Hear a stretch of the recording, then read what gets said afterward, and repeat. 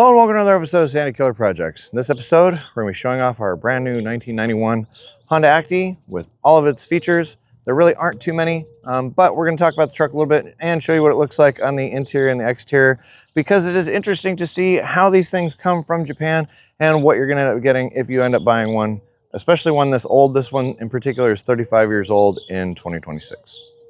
So with all that being said, let's take a look at the car.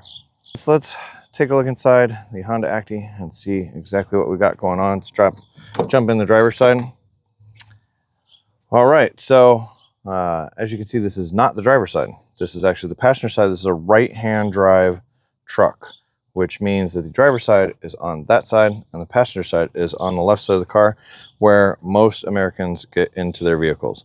So this passenger side is just a passenger side. It is a seat with a seat belt and a glove box. Your doors work off of a lever to open it, a lock button there, and a crank window to make the window go up and down. There's no power on it. All right, so this is the actual driver's side. You can see Sophie walking through the shot, checking everything out. This is the driver's side.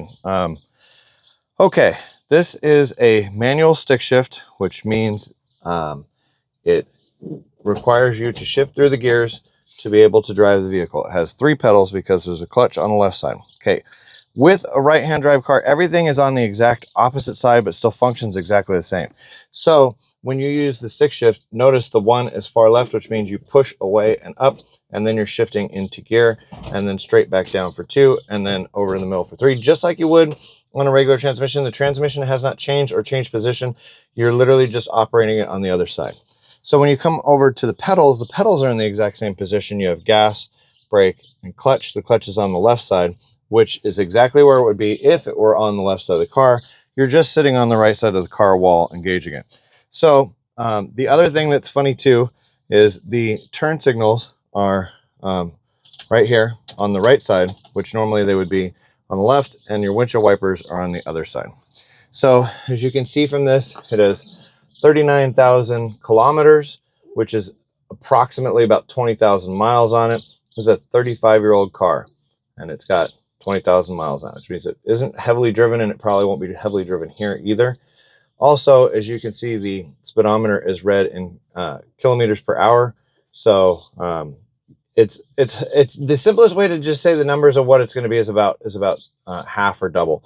So the miles are about half, and then the miles per hour are about double. So when you're looking at 40 kilometers per hour, you're doing about 20 miles an hour. None of that is 100% correct, and I'm sure you guys are going to roast me in the comments about it, but that's how it works. Let's talk about some of the interior features. The headrests are actually mounted not even to the seat; they're mounted to the structure of the car itself and are covering over the glass.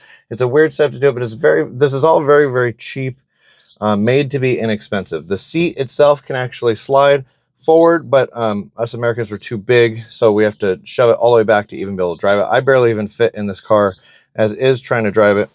It has a handbrake in the middle, and that's about it. There's really not much to this. This one doesn't even have air conditioning. It has vents, as you can see, sitting there, and then it's got a stereo that somebody put in as an aftermarket one, but it doesn't even work. It's powered on when you start the car, but it doesn't play anything. It doesn't seem to be connected to any speakers. In fact, I wouldn't be surprised if it's just plugged in and thrown in the hole. I'm what's considered the average height male. I have the seat all the way back. I'm 5'9", which is what's considered to be the average height. And as you can see, my knee is approximately 3/4 of an inch from hitting the dash. When I use the clutch, everything is very, very close to my feet, and the gas pedal, because the gas pedal is so weirdly formed and pushed right up against the door, it's weird to use that as well. The only other feature inside this car that I haven't really shown off is there's a button right here that engages a light for the bed. There really is nothing to this vehicle. The one interesting thing inside of this thing when I'm driving it is this little light will come on. It's actually a shift indicator light. When the RPMs are up and you're moving along, it'll turn red and tell you to shift. That happens in a lot of cars with the manual transmissions. They give you a shift light to let you know where you should be shifting. Let's take a look underneath the hood. Again, there isn't one of those. This isn't that kind of car. There is no hood here. There is a radiator down inside of the bumper right here. There's headlights up front, but there is no engine up front because you're literally sitting right over where the engine would be. So what we have is a midship engine, which means that underneath this cover in the back of the bed right here is the engine. There's a 3-cylinder, 660 CCM engine, and then it is a little Honda motorcycle engine. The gas tank sits right along the driver's side, just behind it. The gas door is right there. Moving to the back of the vehicle, the muffler sticks out at the bottom there. There's a space for a license plate. There's lights for the license plate. And then coming around to the passenger side on the left, there's a spare tire underneath, your overflow reservoir bottle for your radiator, and battery right here. Like with any pickup truck, this has a lift gate on the back of it to be able to access the bed of the truck. It also has some chains that hang off of the sides. Okay, so what the chain is for is that you can set the bed up so that it acts like a regular tailgate, just being hung up off of the chains. I only have one on because I just put it on so that you could see. In addition to having a tailgate that drops down, it also has side rails that drop down. So if I take this guy down, it makes it so that each of the side rails tip down and I can have a completely flat bed once this thing is all the way open. All right, and that's what it looks like with the side rails of the bed all the way down. It's just a flat open bed if you need to carry something big like hay bales or something. Okay, so one of the last things I want to mention before I wrap up the showing off the car part of this video is I don't know how well you can see the detail of this, but this is a 35-year-old truck and they want it to look fresh before they put it on the market for sale to come to the United States. And what they did was they literally brushed paint onto this to make it look freshened. I didn't necessarily need that, but I get it. These are in Japan. And in Japan, there's a lot of rust that comes into vehicles. You can actually see some of the rust starting to soak back through because of the fact that these are closer to the ocean because Japan is an island. Okay, now that I've shown you some of the features, let's take it out for a drive and see what it's like. So as I mentioned, this is a right-hand drive stick shift. So the stick shift still is in the same location, but all the pedals are backwards. So the clutch is on the left side and the gas pedal is on the right, which is the normal configuration when you're on the left side of the car.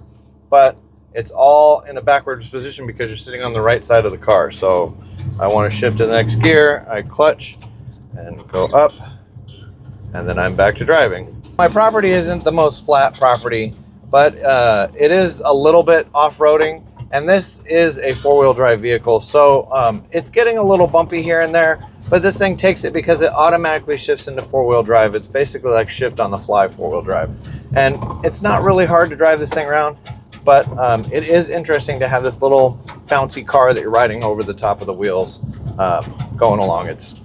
It's fun to drive. Dog follows me everywhere I go. Crazy little mutt. It's Gunner for you.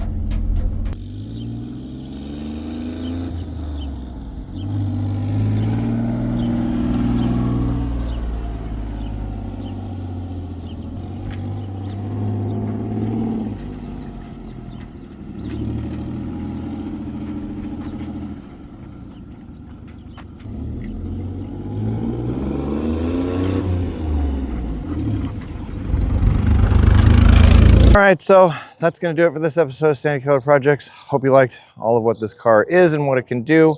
As always, thank you for watching. Please make sure to like, share, and subscribe. We'll keep making more of these videos.